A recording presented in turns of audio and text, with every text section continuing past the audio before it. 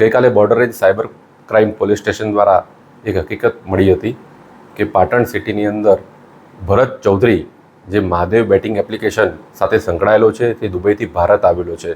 તે આધારે રેડ કરતાં ભરત મોમજી ચૌધરીને પકડવામાં આવેલ છે અને એને અરેસ્ટ કરતાં એના પાસેથી મોબાઈલ જે કબજે લીધેલ એમાં આશરે 5200 કરોડ જેટલા આર્થિક વ્યવહારોના ટ્રાન્ઝેક્શન મળેલા છે.